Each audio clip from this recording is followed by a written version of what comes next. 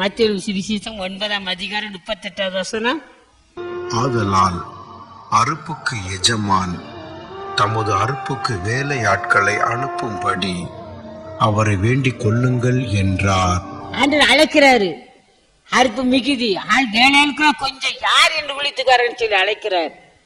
ஆண்டவர் பத்தி சொல்ல வெக்கப்படுறீங்களா? காய்கறி கொடுக்க வெக்கப்படுறீங்களா? உங்க சாட்சி சொல்ல வெக்கப்படுறீங்களா? நம்ம வெக்கப்படுமா? தேவனை கர்த்தர் ஒரு நாள் அவர் வானத்தின் மேல பிதாவாகி தேவனோடு தூதரோடு வரும்போது நம்மளை பார்த்து வெக்கப்படுவார். கர்த்தர் பத்தி நம்ம சொல்ல வேண்டும். ஒரே ஒரு வாழ்க்கை பிரியமானவர்களே, நீங்க தேவனை பற்றி சொல்ல வெக்கப்படுவீங்களான்னு சொன்னா, ஒரு நாளைக்கு தேவனை கர்த்தர் வானத்துல பிதாவோடு அவருக்கு குமாரன் இயேசு கிறிஸ்து பரிசுத்த தூதரோடும் பரிசுத்தோடு வரும்போது நம்மளை பார்த்து வெக்கப்படுவார். கர்த்தர் உங்களை அழைக்கிறார். நம்மளை அழைக்கிறவர் உண்மை உள்ளவர். கர்த்தர் நம்மளை அழைக்கிறார். சுவிசேஷம் அறிவிக்கிறதுக்காக தேவன் அழைக்கிறார்.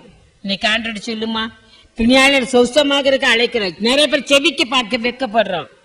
நிறைய பேர் பாருங்க, எத்தனை பேர் இருக்கிறோம் செவிக்கிறதுக்கு வெக்கப்படுறோம், தேவனை பேச வெக்கப்படுறோம். தேவன் வரப்போகிறார். அன்னைக்கு நம்ம என்ன செய்யும் பிரியமானவர்களே? இன்னைக்கு ஆண்டு இருக்கிறதுல ஒப்பு கொடுங்க. ஆண்டவரே ஒப்பு கொடுக்கிற சுவாமி. வாசி பாருங்க, அப்போஸ்தலர் நடவடிக்கைகளின் புஸ்தகம் 5ஆம் அதிகாரம் 12வது வசனம்.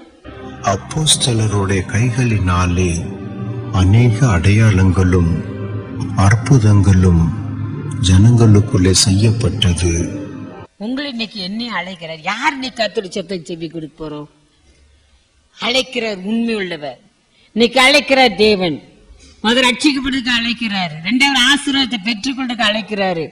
நம்ம எங்க போனோம் என்னன்னு சொல்லி ஒன்னும் யோசிக்க வேண்டாம். கர்த்தர் பின்னால் வந்து பாருங்க. தேவன் உங்களை ஆபிரகாம் ஆசீர்வதித்த தேவன் உங்களையும் ஆசீர்வதிப்பார்.